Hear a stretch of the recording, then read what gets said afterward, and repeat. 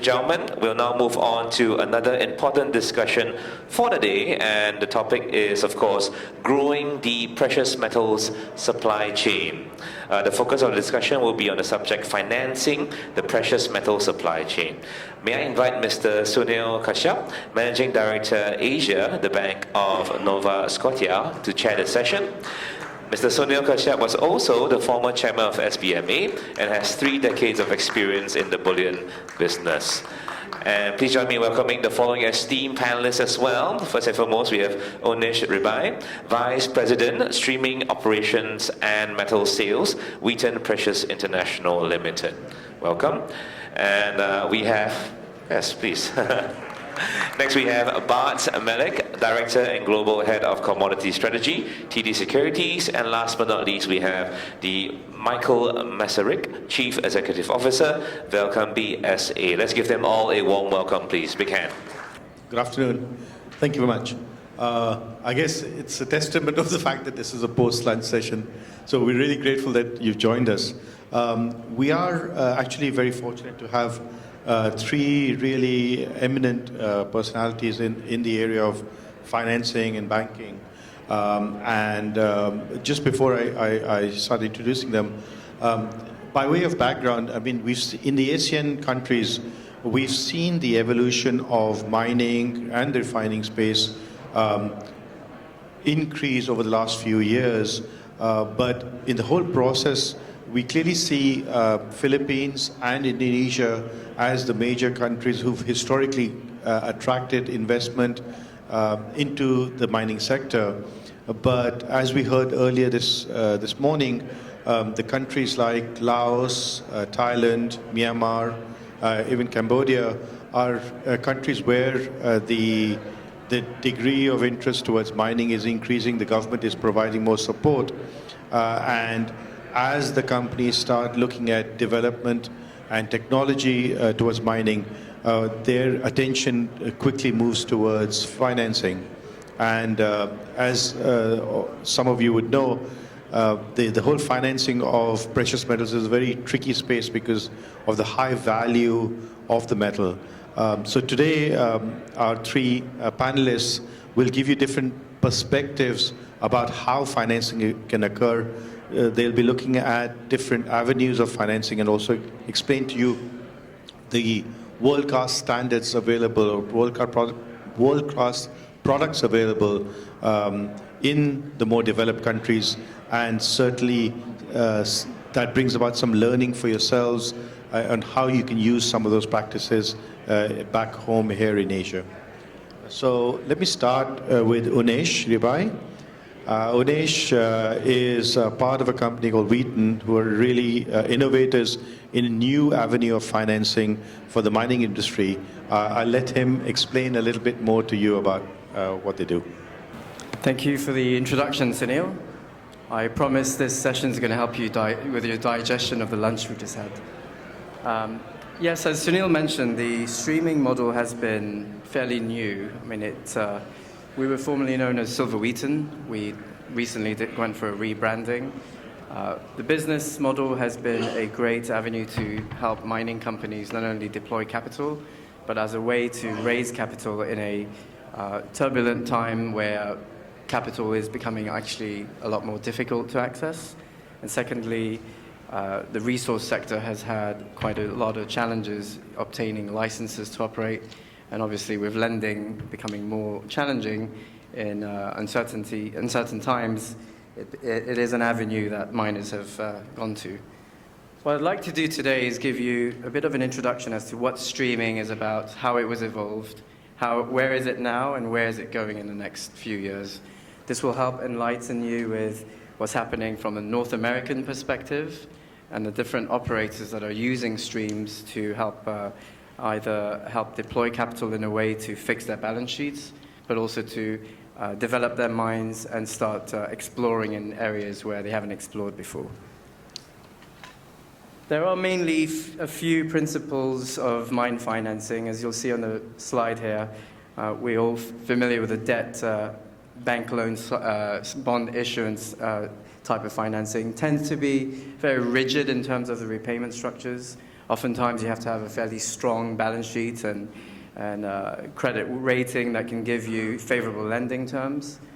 Most of these operators have actually had to hedge their interest rate exposure, and we are finding that it's becoming a lot more scarce in this market. Another form of financing has been equity. Raising capital through equity issuance oftentimes means diluting your shareholder base, and this is also becoming quite scarce. And although it is more flexible than debt, being able to raise capital for equity has also become quite challenging for some of the smaller players, mid-sized to even large-sized companies that have had a share impairment because of possible asset write-downs. So what happens then is they go to portfolio optimization, and you must have seen this in the last few years, where the mining sector has actually sold assets, non-core assets being sold, in an effort to fix the balance sheet, to repair some of the non-producing assets that are either at a higher all-in sustaining cost or that are no longer profitable because of the change in the price environments that we're in. We've seen a fair bit of new players come in, have structured deals using royalty-type structures, as well as other streaming companies. What the miners do with portfolio optimization is they're trying to find the right balance to help them return their assets into favorable conditions. And with that, what happens is, with a stream, if you find the right asset, the right balance of diversified mine, the stream can actually work to their benefit as opposed to eroding their IRR. Just a bit of a history as to what's happened to streaming, and I'm actually going to explain what streaming is in the next few slides, but just want to show you what's happening with the sector in terms of being able to draw and access capital. In the earlier part of 2000, there was quite a good balance between debt issuance, raising capital for equity, and some portfolio optimization. But in the last 4 to 5 years, what we've seen is that the appetite for royalty-type structures and streaming structures have actually become quite important, an important mix for the miners. There is still a substantial amount of capital raised through debt issuance. You can see here it's 57%. Last year alone, about over $60 billion was actually raised in the form of mine financing, over which 50% of that was done through the issuance of debt.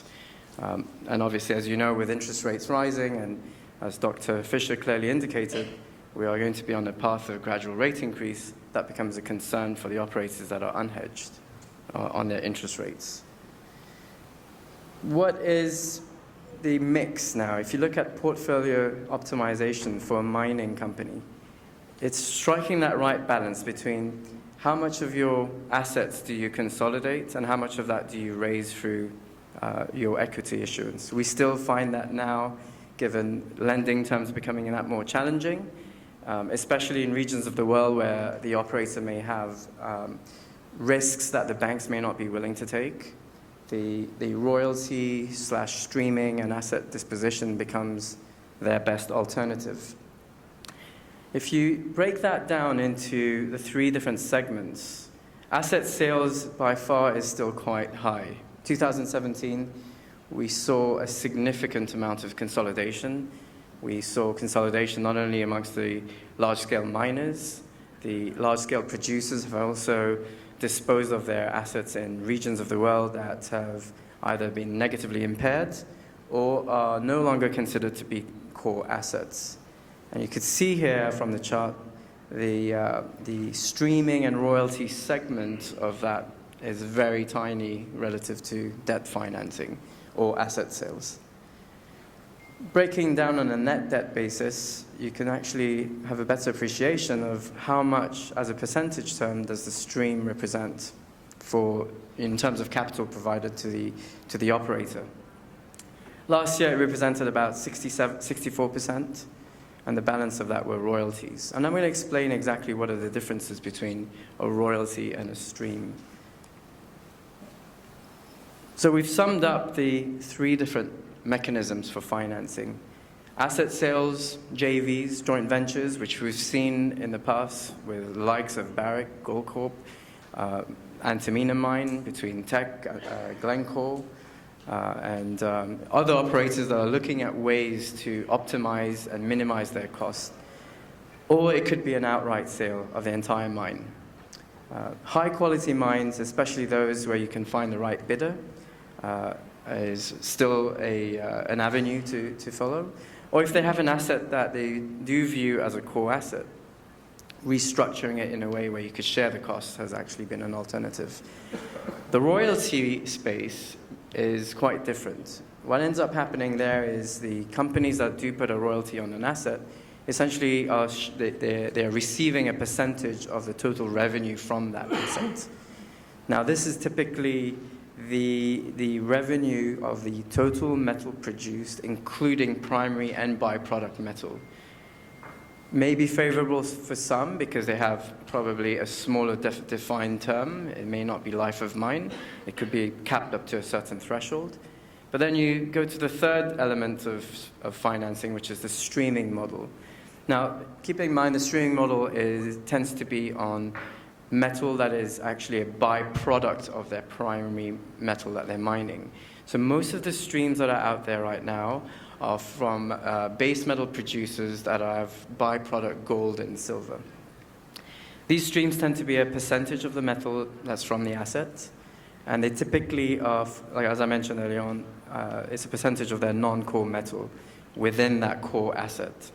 And they usually either are structured in a way where the contract is for the life of the mine, or it's for a percentage of that metal for the period that we agree on. How does this work? It's actually quite simple when you think of it. The streaming model works where Wheaton Precious Metals, as a streaming company, would provide an upfront payment to the miner and the operator. In return, we get a fixed purchase price on the percentage of the future silver and gold byproduct that's coming from the mine and the operator's assets.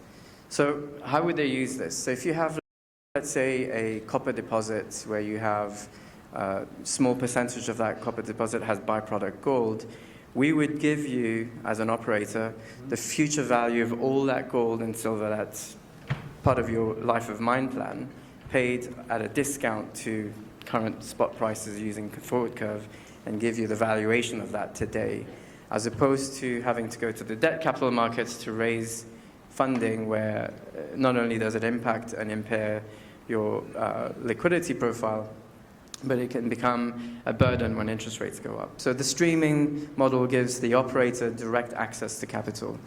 There are 2 different types of streams that we set up. One, mainly on development projects. So if the operator is looking to build a mine and unable to find a lender or a bank or investors to provide the upfront cash, the streaming agreement is structured in a way where we become a partner with the miner and essentially use the byproduct metal and value that at today's current cost. While studying the asset and doing the due diligence, we're able to deploy the capital to help the miner build the mines, sustain their CapEx programs to buy equipment, build the plant, and all of the requirements to get the ore from the ground to the finished product that you sell in the various markets in Asia and the rest of the world. So the stream actually gives not only the operator the upfront cash payment, it's not diluting their shares, and it's also being booked on their books as not debt. It's not being booked as debt. It's essentially viewed as an equity investment. On a development project, it's drip financing that we typically enter into. We finance up to the point where the mine is established, and further financing is done, or further drip payment is done to ensure that there is ongoing operations and until the mine is up and running. For operating mines, it could be, as an example, the recent deal we did with Vale. We did 3 streams with them where they streamed out their byproduct gold from their copper mine, Salobo. And as a result of them having this byproduct metal, we're able to monetize that to help them continually grow and pursue the expansion of the Salobo mine. So in terms of benefits, what are the main benefits between streaming, equity, and debt? Streams tend to be non-dilutive form of funding. They do provide initial value creation for both parties. It does improve the project IRR because we're also de-risking the project so that if the operator is in need of other forms of financing, the stream will help them alleviate any risks associated with that. It also does crystallize the future production of the mining partner, and it strengthens a contractual relationship that we have in place with them and gives them the flexibility to be able to build any mining asset as long as it's in a jurisdiction that we would view and as operational and safe. It does also endorse the technical merit of the project. By virtue of having a stream on an asset, the due diligence by the stream is essentially satisfying that the technical merits of that asset are prudent and sound. It is a win-win situation because we do share the production and the operating risks of the operator. We do expedite the due diligence process and the closing process, and there is no fixed payment if you look at the other forms of financing. So what happens with a stream, so we make the upfront payment, and as they deliver gold and silver to us, we pay the operator a flat charge of $4 for silver and $400 of gold for the life of mine. In exchange for that, they're getting an upfront capital deployment into either building their asset or upfront capital to buy machinery, fix their balance sheets if need be, or pursue other development projects. So what is the benefit then? So how do we create that value? Where does that value creation exist? So in terms of the future value of the precious metal production, that's a byproduct of the operator. The future value and the actual tangible value for that operator isn't seen if that's not their primary metal. When you stream the byproduct metal through a streaming company, the market actually values that significantly higher than if it was sold directly through the operator's trading arm. That opportunity exists in creating both value for the streamer and the operator. So we then use that as a mechanism to provide capital to the operator. One example would be, this is a poster child for me, given I did come from Goldcorp. The Penasquito mine was essentially financed at 55% using a streaming structure. As a percentage of the total revenue for that asset, it represented only 4.4% of the revenue. But by virtue of streaming the silver out of a polymetallic mine that ships lead and zinc, we were able to monetize and essentially cover 55% of the capital expenditure for a streaming agreement. No different Salobo expansion plan over the last few years. We've deployed in excess of $3 billion into building that asset. The upfront payment for that through the stream, Vale was able to cover over 102% of their mine development expenditures, and that stream only represented 4.1% of their revenue. So all in all, you could see that it is a value creation mechanism. It does improve the IRR, and it does give you flexibility and optionality. Here are some examples of some of the major mining companies who we've partnered up with. The key mining companies have used these streams in various forms and facets. And in the last, I would say 13 years, companies fairly new. We started in 2004. We've deployed in excess of $18 billion in streams. And last year alone, you could see that relative to other streaming companies were quite a sizable amount. What do these mining companies use the stream and the capital for? And you can see on the chart on the left there, the pie chart, it's mainly development and and essentially balance sheet repair. In the last few years, there was quite a lot of damage done as the commodity cycle corrected itself, and now we're in obviously better times, but that was a very busy time for us, and a lot of these operators were using this to either start their exploration projects again, as they had cut all exploration budget, or most of it. And you can see that our mix between development and operating asset is fairly closely split. It's not just about collecting ounces in the end, though. Wheaton Precious Metals, when we put a stream in place, we want to make sure that the operator is not negatively impacted by the stream. As part of our due diligence process, we want to also make sure that the miners who are putting on streams are able to weather the commodity cycle. We've been through several cycles over the last 2 decades, but as we approach the lower end of the cycle, we want to make sure they're able to still sustain and be profitable. We focus on the lowest half of the cost curve, and as you could see with all of the major companies we've entered in streams with, most of them have an operating all-in cost that's significantly lower.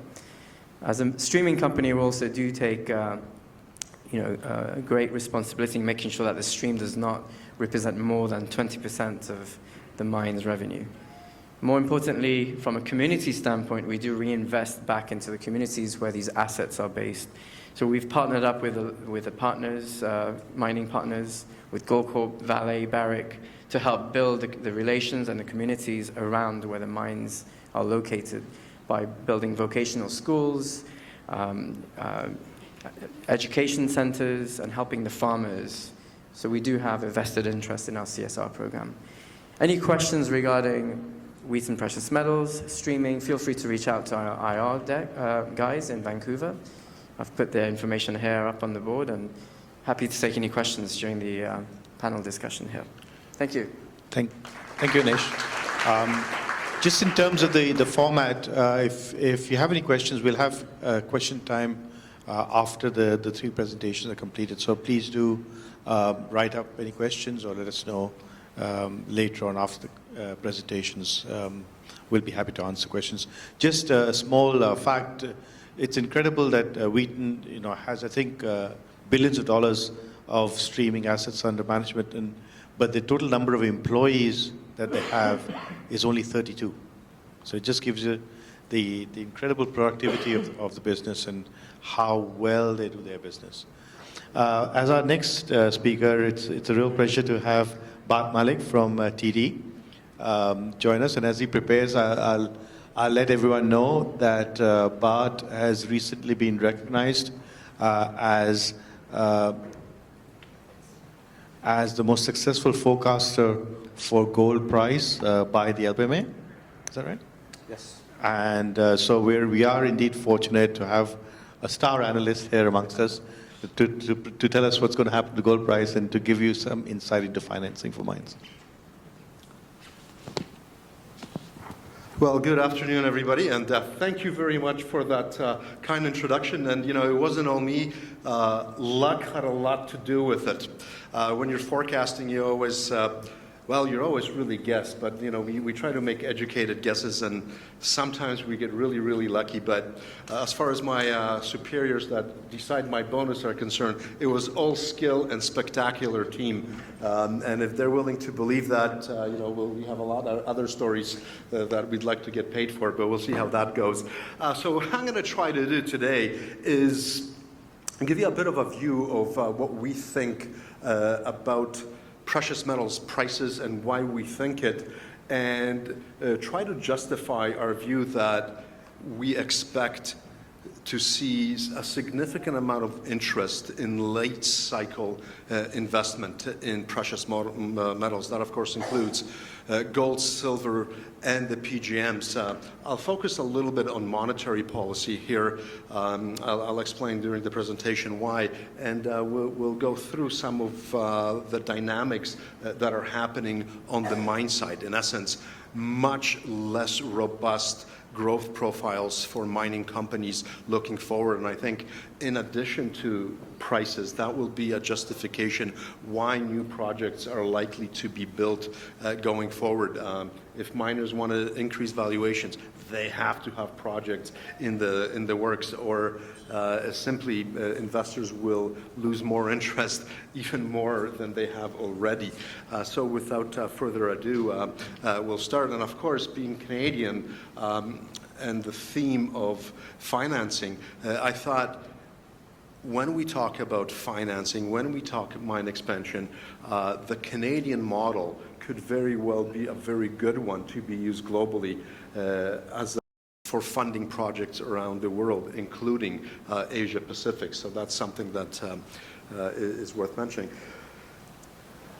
So here's our price forecast. I'm not sure we're going to be as successful at projecting these prices as we were last year, but here they are. We, in essence, are looking for a pretty unimpressive Q3, so the next 3 months we think are going to be fairly benign, and potentially prices drifting below current levels. We think there's good support around 1274, 1275, mainly because this will continue to be pressure on interest rates to the upside as the Federal Reserve gets into the tightening cycle, and we'll explain why we think this isn't going to be permanent, and why we think gold will reach levels that are consistent with levels that are consistent with a level that allows investment to be profitable. We'll go through some of the cost curves. So a little bit about our outlook and why we think that you're going to need projects down the road. Well, mainly because we continue to see demand as improving. This year we're looking at gold demand, for example, to be up some between 2 and 3%, and that is on the back of pretty decent global growth. For the first time since the Great Recession, we're observing a phenomenon of synchronized global growth, where every major region in the world is pulling in the same direction. We have China growing at 6% plus, probably about 6.6, 6.7. We don't know, but it's positive. We have Europe even posting pretty decent growth rates. America is beating expectations. Japan is actually showing positive growth, and there are views out there that it will continue to grow fairly decently. We don't expect monetary policy to stop growth, and there is positive fiscal stimulus coming from the United States government for one. As we look forward, we see jewelry demand expanding across the metals.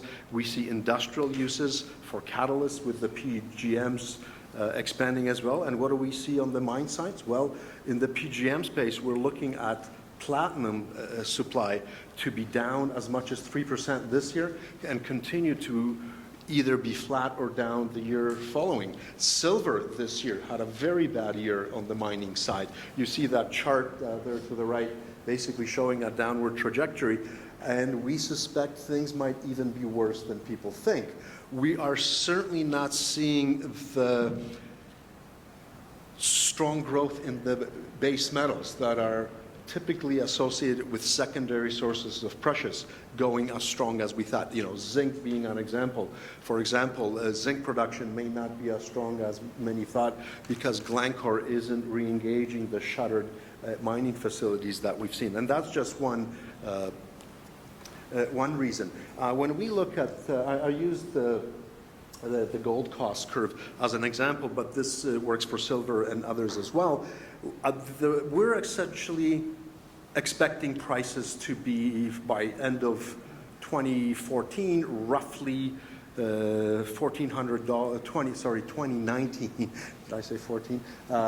We're looking at 1,400 gold, silver around 1,900, 1,150 for PGMs, and those are levels fairly consistent with 90th percentile and above of the cost curve. The implication there is that that will cover most of the cost structure. So if you find a decent project, chances are that price level will cover the costs and risk at a reasonable discount rate. So far, we really have not seen an awful lot of interest in this. We're seeing, capital valuations certainly not there. We're seeing a lack of assets being placed on the books, and there certainly hasn't been capital expenditures. And keep in mind that even a good project will take minimum 5 years, and that's in a very good mining jurisdiction that is able to deliver permitting very quickly. A little bit more why we're optimistic about precious metals. Well, we don't believe that the US dollar will continue to show a lot of strength. We roughly had 7 years of an upcycle. We think that ended about a year ago. Until recently, we had a move higher. The reason being very quickly is that as the Federal Reserve pulls the trigger maybe 2 more times, causing volatility, we are not so sure that you're going to have a lot more tightening going forward. And one, we think the Federal Reserve will allow inflation to move over and above their target 2%. Just keep in mind that is reasonable because for the last decade, inflation was much below 2%. So I think they're going to even it out. I suspect markets are going to have a little bit of a freak out when that happens. The yield curves continue to be flat and negative in many cases. And a little bit about FX here. The curve structure is such in North America that it's pretty flat. In the US, I think between 10s and 2s, 42 to 43 basis point spread. And when you take the European curve and you hedge it out, there's no more arb. So we expect about $1 trillion of over investment in US dollars right now is there in the cards, which eventually will be unwound, particularly since countries like Germany have a pretty good surplus out there. And I think there are geopolitical reasons why we'll likely see less gold exposure by central banks. The US sanctions against everybody that upsets them aren't particularly helpful. There will be countries who will want to look at alternatives. And of course, there's the big problem of massive debt in the US that is about to get even bigger. We're expecting debt to GDP ratio hit 20% in the not too distant future. And it's going to be very interesting. At a time where central banks in other countries are reducing exposure to US dollars, how this debt is going to be funded. The risk here is that central banks may allow monetization of this problem to an extent, essentially keeping real interest rates relatively low and inflation relatively high and pay for debt that way, in essence through purchasing power, the elimination of. And that is a very good environment. This just shows you that it is possible to have a scenario where a central bank lifts rates, but so long as they don't hike real rates, as we've seen in the pre-Volcker era, it is possible to get a robust precious metals market in that environment. We also have geopolitical risk here. The one on the right here is essentially the recent bump in Italian spreads of the Bunds. And the plot chart there is essentially showing how gold exposure reacts to geopolitical risk and financial risk. In essence, the more risky the environment, we tend to overweight gold. And right now, the precious metals are very short by historical standards. Silver is in record short position. Even gold is on a net environment basis. It's pretty short historically. So it wouldn't take very much to get speculators in there. And why are speculators important? Because they react to the curve. And given the fact that we are seeing a market that's tightening physically, the lack of opportunity cost of holding precious metals will mean that the above ground inventories don't really come into the balance of the market. And that is yet another justification why we're going to need actual physical capacity to increase. So growing demand and the interest rate environment basically increasing investment demand, keeping that physical material from the markets. And let's keep in mind, in gold, in silver recently, and palladium in particular, it was the net dispositions of things like ETF that has balanced the market. If the environment is positive, then you won't have that physical supply. And that, I think we've said that the cost structure will be covered by our price view. And how do you fund this? Well, Canada has been a pretty decent model. The Canadian mine finance ecosystem has been very successful over the last 3 decades or so. Sadly, I actually remember most of that history. Not that I'm old, but I guess, yeah, I'm old. So what is about Canada and the Canadian ecosystem that's worked? Certainly isn't our government, because they're not as, they're a lot less helpful than they ought to be. But it is a combination of banks that are very strong and knowledgeable about investment banking in the mining. It's the combination of lawyers, regulatory people, all within several square miles in one place, and a TSX market, the Canadian equity markets, that, as you see from the chart, have been historically responsible for most of equity issuance in the world. So it's that knowledge base, that infrastructure, and the ability to assess that type of risk that has made Canada fairly successful as a funding center for this. And of course, we're able to deliver derivatives, things like hedging, which can de-risk these projects from a financial perspective.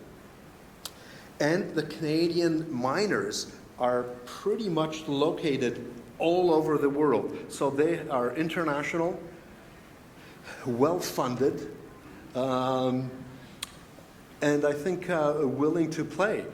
So in conclusion, this late cycle should generate new mining investment activity, and the Canadian finance model, the Canadian ecosystem, may be a good example for this region to use in order to grow capacity here in Asia Pacific.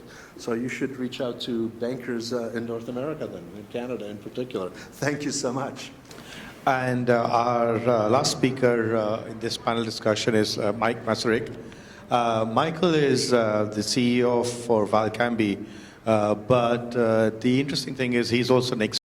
And over the last few years, he's really been an innovator in terms of handling the financing and the running of the refinery. So over to him to share some of his thoughts regarding financing. Actually, I'm a very happy ex-bank. So, good afternoon, ladies and gentlemen. I'm delighted to be here. As CEO of a world's largest refiners, I'm glad to see the initiatives being taken here in Singapore. We are big supporters of what we are doing in this region that remains an engine of economic activity. In particular, also the thanks to Albert Chang, who I have known for long. He continues to give great service for this market, but I'm sure he will be first to agree that it's very important we encourage more new blood and ideas into our market. Well, it's a very long title, but the theme of this session and what I have been asked to cover here are indeed vital issues for our market. Too many observers who look at gold, they have little idea of the mechanisms that go on to make things work, or even the role that refiners play. In 8 minutes, I cannot rectify that, but I will offer my thoughts. Today, my hope is that I can get my message across and that we can listen to one another and discuss some of important issues. We live in an age where the silent majority is paying for being just that, and it's important for everyone that the voice of the real market is heard above a great deal of background noise.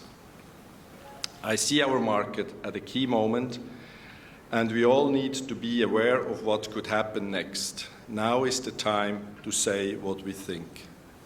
It is very hard to say in today's very confused and often pessimistic world, but I want to tell you that I'm very optimistic for gold and the industry which brings gold to consumers around the world. We are the custodians, perhaps, of the most consistently successful and desired product which has ever been seen. We have a great product, a great story, but sometimes it feels that nobody really wants to say that. Seems we are attracting all the bad news, despite the fact that gold is the most transparent regulated commodity of all. I cannot really speak for all my peers in the mining industry, but we don't really have anyone that does and defends our industry. It is interesting that the precious metals refining industry has never really had a voice, at least not a collective voice. You guessed wrong. I'm not self-appointing myself to that role. But I want to tell you, like any other industry, we have issues and problems. And I do agree that the vast majority of what is changing in our market is constructive and for the benefit of the market. We refiners play many key functions in smoothing the wheels of physical bullion business: KYC, KYP, due diligence, checks, and the list gets longer. We help and have been forced to take responsibility to ensure that many of the key functions between various parts of the market take place according to all the rules and regulations. Given our all-embracing role, there is today a massive amount of knowledge and experience that works to the benefit of everyone. I can truly say refiners act as the heart and perhaps also the soul of the physical bullion market. But times are changing, and while we are so focused on handling all of these regulatory and compliance issues, there are important things going on that could change the landscape. So, if I look into my refiner's crystal ball, I see 2018 as a critical year. In the last few years, we have seen great efforts in stronger regulations and compliance. Quite justifiable, there has been much attention around the issues of responsible sourcing. The driver of what started out around conflict gold has become a much broader approach to what we all know now refer to as a supply chain security. It has become an industry in itself. We have so many groups involved today, including the interests of the NGOs and government groups. It has become a hugely complex and burdensome challenge to operate on a daily basis. We are grateful that LBMA has been able to get involved so actively and coordinate. And of course, we are well aware of the risks of getting it wrong. But while the banks or financiers have a choice as to whether they wish to be exposed to our sector, we as refiners, just like those of you in the mining business or in the jewelry sector, have no choice. This is what we do, and we just have to find a way. To my mind, there is no getting away from the fact that in today's tight regulated and controlled environment, like never before, the refiners are bearing the ultimate responsibility for the protection of the supply chain. It is a costly exercise, and for which the downside risk grossly outweigh upside potential. At least, that is how it often feels. I stress the word responsibility that we as refiners are taking, because we are very much on the receiving end. We do not have any authority, and as I said, historically, we have not had any collective voice. We were just a service provider, it was of course traditionally the banks who sat at the top of the pile as the traders and financiers. And of course, they were financing us too. Times have changed, and as I see, the future roadmap may offer us some chances to change this traditional model. But there is a risk, and there are dangers. And it is important, collectively, the voice of the refiners is heard as the blueprint for the future market is drawn up. We live in a world where everybody is talking about blockchain and ecosystems, the cloud and artificial intelligence. My daughter is telling me that I am living in a transformative age. It is the successor to the information age and the industrial age before that. But what is it? Apparently, it combines unprecedented change with limitless opportunities.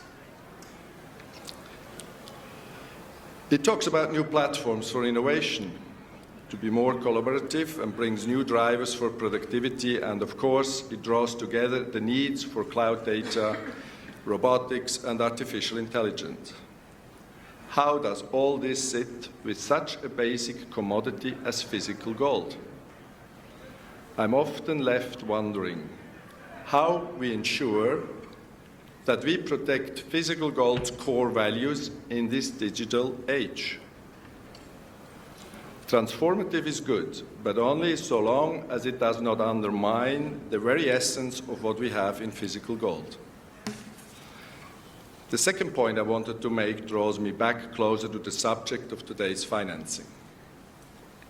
The combination of growing regulations and the risk of non-compliance, coupled with the rise of transformative technologies and products that lead us away from our roots in physical gold. More so, they are proving, in the first instance, a hurdle, and in the second, a distraction to banks as the traditional sources of finance to this industry. The reality is that our options for funding are becoming more limited. The reality we live with today, and we have seen it in multiple occasions in recent years, where suddenly major players withdraw, creates shocks. This leads to my next observation that we must work to find new sources of funding. I believe refiners are well positioned to support and push new and innovative funding. That becomes easier if we can introduce better ways of securing the supply chain. If refiners are able to protect their brands, making fake bars easily recognizable, this would attract more dealings and a higher turnover, and also possibly cheap or free inventory financing. New anti-counterfeit technology would help to reduce the risk around financing. Better or improved security and transparency in the supply chain alone, even without blockchain, would help not only regulatory bodies and governments, but also tax authorities and custom offices around the globe, and could even allow central banks to finance the market differently to how they did it in the past. It would allow insurance companies to develop products together with refiners, which could finance the entire refinery production. If we look at refiner strategy in this transformative age, we have to accept that banks will continue to enter and exit the commodity business, and they will drive costs lower using transformative technology.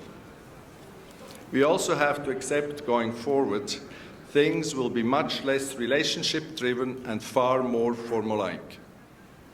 Added to this, the additional hurdle around NSFR.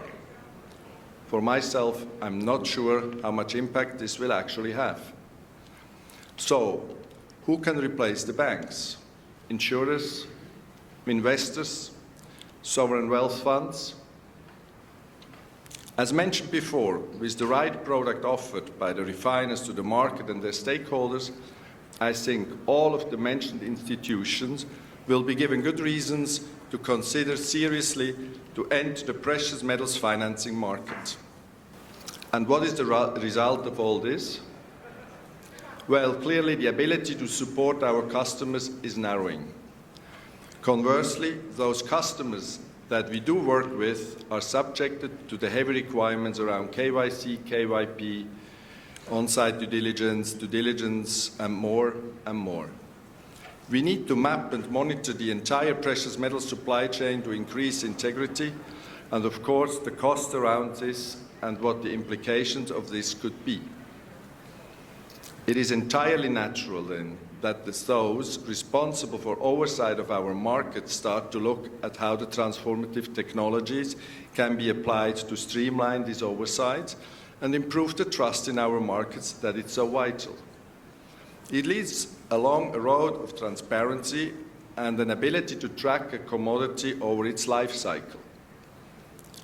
But for gold, one of its traditional core values was anonymity. We should keep the anonymity and protect it by making sure that no bars can be forged anymore without being detected, by registering all newly produced bars, regardless of the status of the producing refinery. The central banks in this world are responsible to ensure that their banknotes cannot be faked, but they have never thought about registering the names of the people who are the owners of these banknotes. Which brings me to my final slide. It illustrates clearly the world in which we live. Waves of disruption are recoding the DNA of every industry around the world with a speed and significance that outstrips expectations at every turn. That is a quote from Ernst & Young. This could bring wider and more far-reaching changes to the market than anyone could imagine. Is that the desire of the market? Or more, is it only the hope of the advising firms and their desire to generate fees, which takes us to an as yet unknown destination? Thank you. We have about 5 minutes, so are there any questions from the floor? Maybe while we wait for people to think of a question, I will ask Michael a question. Michael, I mean, you've certainly said that there's a need for action. Why is it, if I can ask you, why is it that the refiners and the miners can't get together and come up with a solution to ring-fence this issue of provenance? I mean, there are only 67 good delivery refiners in the world.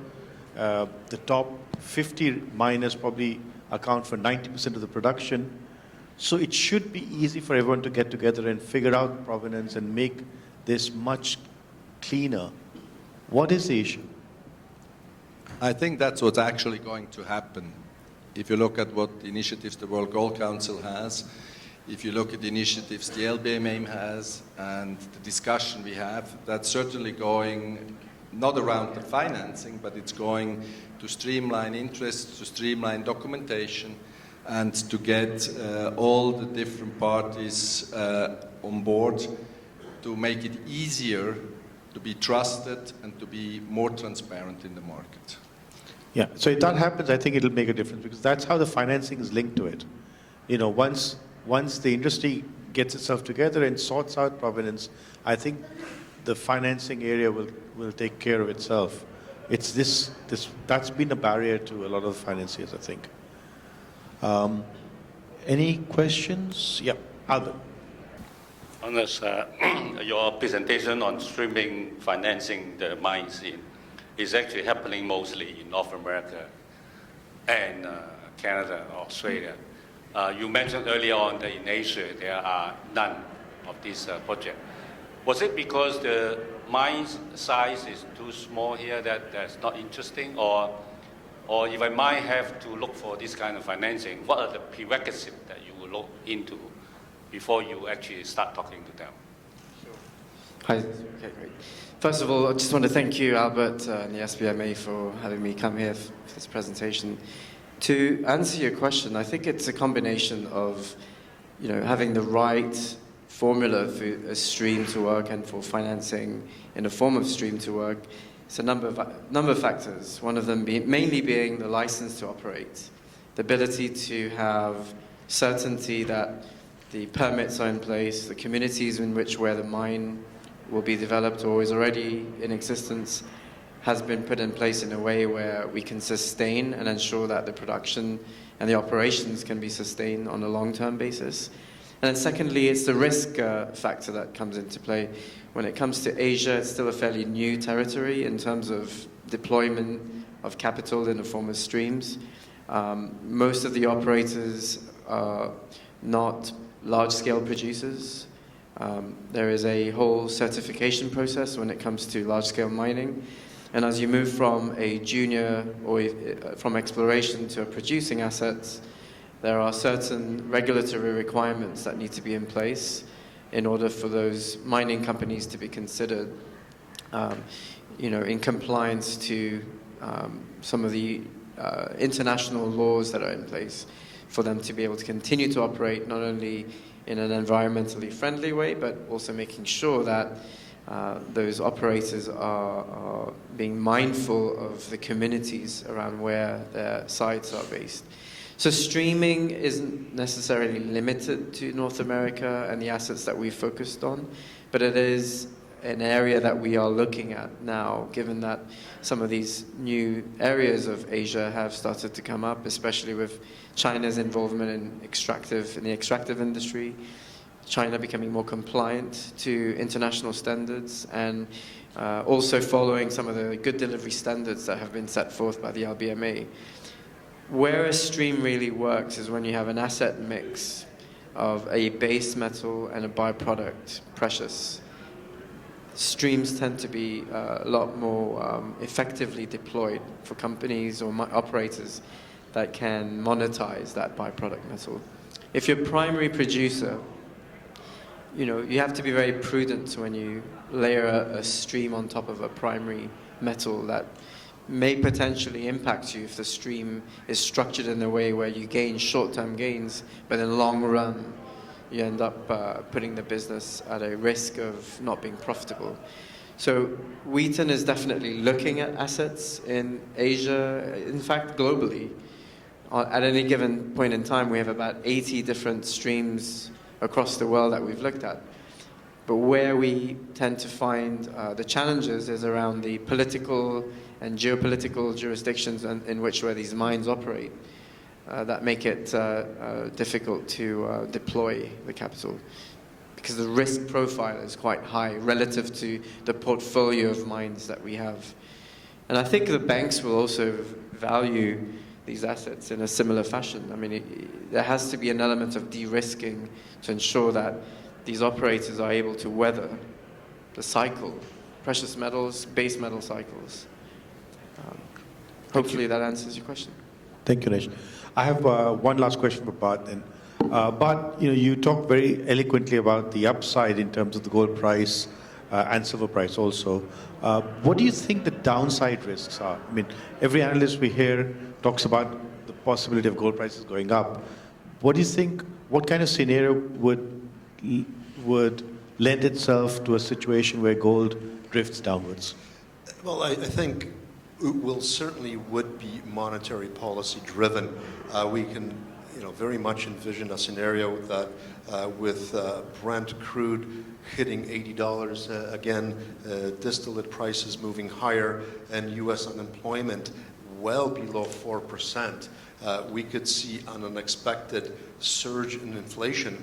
And what we could see is not necessarily that the Federal Reserve would react robustly, but the perception in the forward markets that it does. So we could see a very big steepening in the curve with 2 to 10s moving well over 100 basis points, long end of the curve going towards 4, and that would very well mean that the U.S. dollar surges, and we have quite significant opportunity and funding cost issues.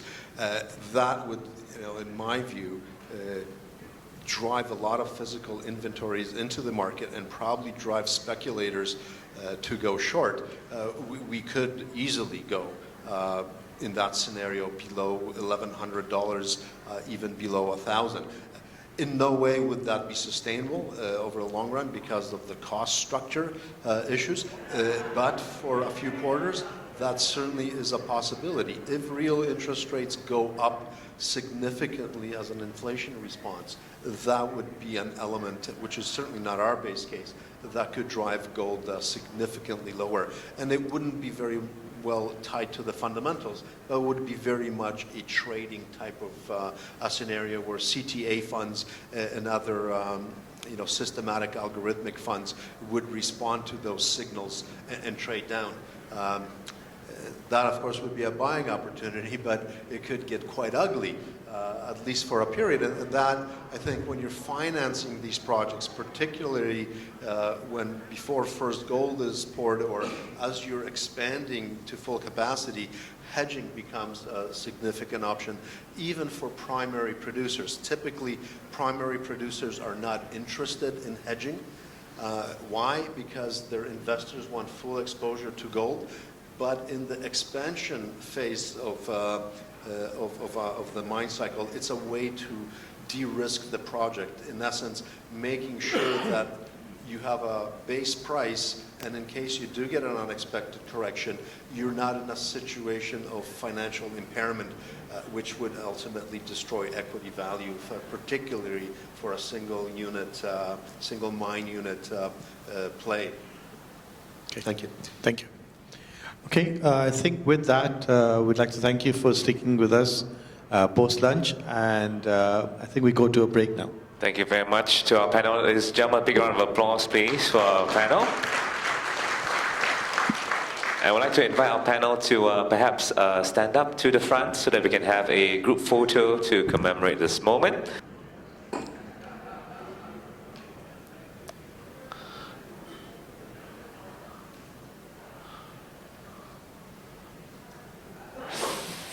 And thank you very much, gentlemen. Thank you.